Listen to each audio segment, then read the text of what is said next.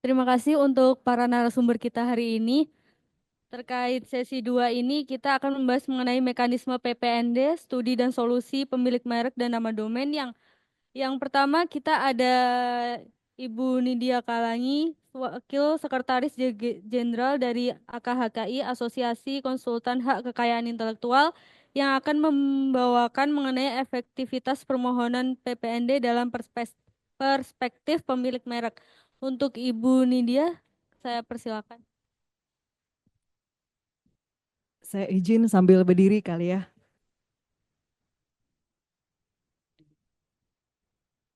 Izin saya berdiri biar nggak ngantuk dan kelaparan. Ini posisi gimana enaknya? Ini aja. Nanti karena mungkin ada beberapa yang udah dibahas, jadi saya ada skip juga supaya kita loncat ke yang utamanya dari peranan kami. Saya mewakili asosiasi konsultan KI Indonesia. Mungkin saya perlu jelaskan juga bahwa diawali dengan ini sama nih AKHKI, lahirnya konsultan KI sama tahunnya sama Pandi 2006.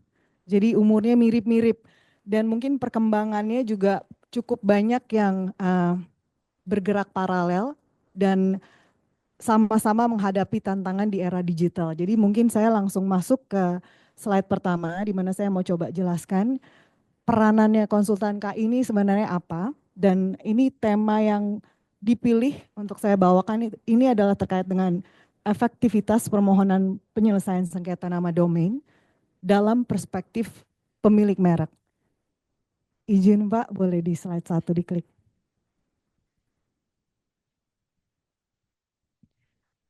Dan ini mungkin diklik lagi Pak, langsung aja.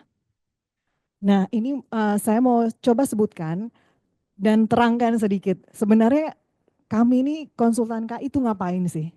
Apakah benar kami hanya sekedar agent of filing? Jawabannya tidak. Dan untuk dalam konteks PPND di sini, saya coba menekankan bahwa yang biasa kami lakukan itu adalah memberikan strategi-strategi untuk KI. Dan strategi ini sebenarnya kalau biasanya disebut IP strategi, macam-macam sebenarnya.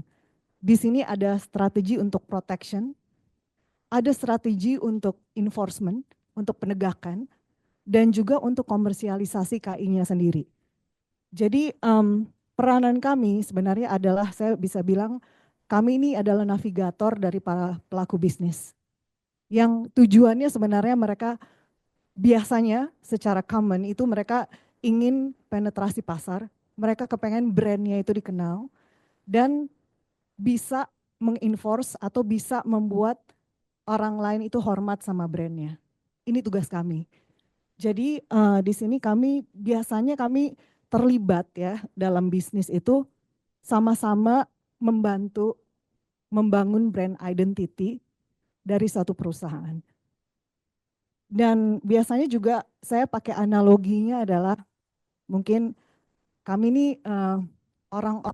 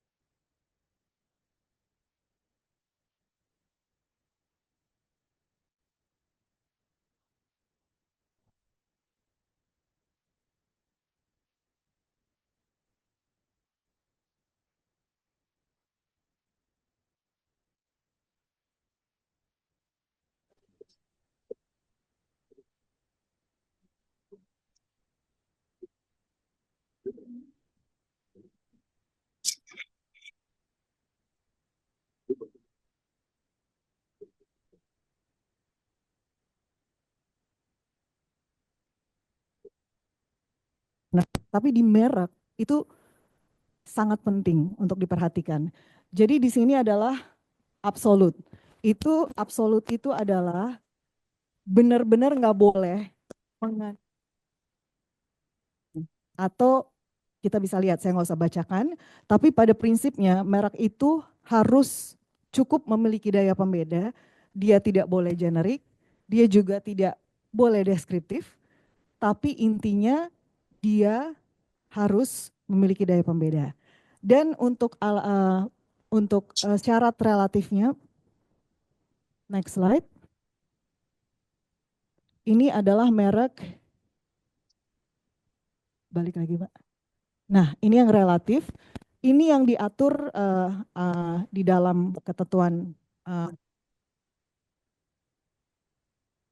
keberatan adalah memiliki persamaan merek dengan merek terdaftar. Nah, dasar-dasar apa yang biasa kami pakai untuk melakukan keberatan ini adalah kami biasanya konsultan itu mendasarkan pada pasal 21 Undang-Undang Merek ini. Di mana sebenarnya ada yang paling relevan itu adalah butir nomor 1, yaitu merek terdaftar. Tapi di sini bisa dilihat bahwa ternyata ada bersama dengan merek terkenal juga diatur di sini. Dan yang sama juga adalah itikat tidak baik. Selanjutnya, baik. Dari semua yang tadi saya jabarkan, ini ada hubungan penting antara domain dan nama domain dan merek dalam perspektif pemilik merek. Jadi bisa disimpulkan gitu bahwa nama domain dan merek itu memang sebaiknya digunakan secara konsisten dan ini adalah bagian dari strategi keseluruhan dari haki itu sendiri. Dan tentu saja keuntungan pemilik merek yang telah terdaftar, dia jadi punya dasar yang kuat pada saat dia mengajukan keberatan. Dan kemudian nama domain ini sebenarnya juga berfungsi sebagai merek atau saya bisa bilang merepresentasikan suatu merek sehingga perlu dijaga dan harus konsisten lagi. Balik lagi harus konsisten. Izin Pak, slide selanjutnya. Baik, ini saya coba percepat mungkin waktu saya masih ada beberapa menit kali ya. Oke, ini boleh diklik lagi slide selanjutnya. Oke, ini yang kami hadapi konsultan KI dan pelaku bisnis di era sekarang. Nama domain ini udah sebanyak saya statistik saya lupa angkanya, tapi kita bisa lihat tadi dari tahun ke tahun itu naiknya itu cepat sekali dan makin sulit gitu untuk mencari sesuatu yang beda, makin sulit. Tapi untuk nama domain tetap dimungkinkan satu huruf yang beda pun pasti diterima. Kita terus kemudian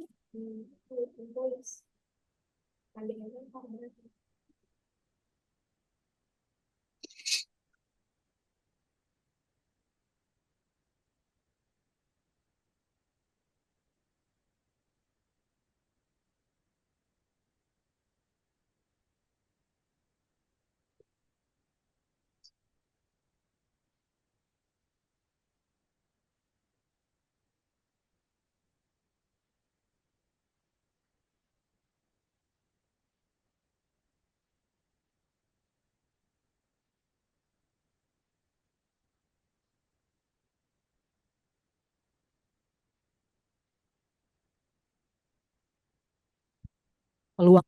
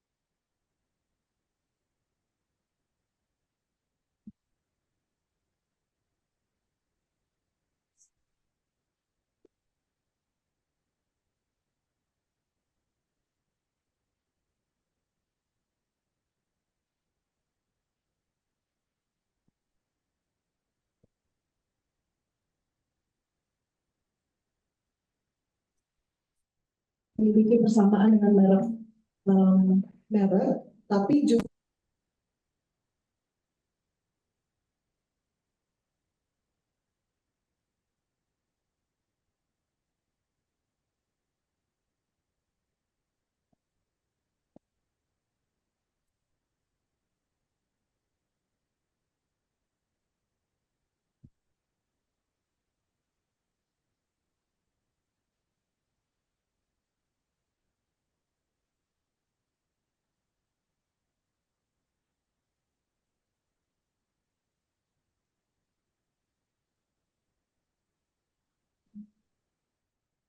mematahkan argumen ini. Tapi pada prinsipnya adalah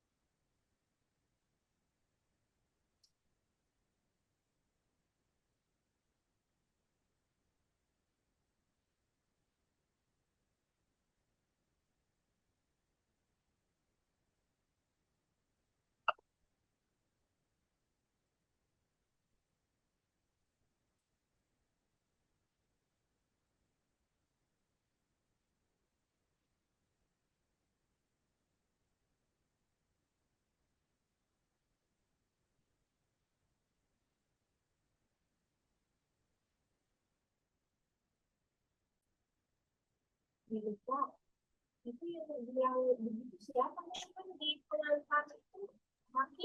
tersebut sudah ada tuh tawaran harga gitu. Jadi ini kadang-kadang juga angkanya ajaib gitu ya, benar-benar nggak tahu dari mana, tapi ya ini gampang. Dan kemudian yang susah juga ini adalah bukti penyalahgunaan. Kita coba tertulis gitu ya, misalnya konten pada situs web yang logo, gambar, atau teks yang mirip dengan merek pemohon. Jadi sering juga beberapa domain yang memang sengaja dari dulu. Kemudian adalah salah satu bukti adalah ini kami bisa menunjukkan sesuatu yang tinggi kan macam seperti ini. Nah kemudian salah satu juga yang bisa dipertimbangkan adalah testimoni dari consumer yang kebingungan atau salah kira pada saat masuk ke situs tersebut. Boleh yang izin selanjutnya?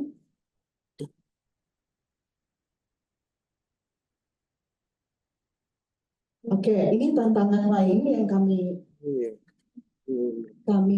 hadapi. Tadi penipuan, nggak apa-apa skip aja Pak.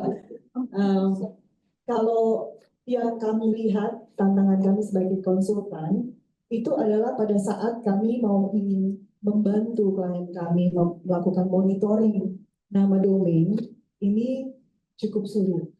Kenapa? Karena kami harus minta dulu, dan kayaknya memang benar ada data privacy yang harus dijaga. Tapi dari sisi strategi, terus terang ini sesuatu yang perlu dipertimbangkan. Jadi intinya mungkin kalau memang udah niat untuk ajukan keberatan ya mungkin lebih tepat ini dipakai gitu ya untuk minta data di tahapan pra keberatan.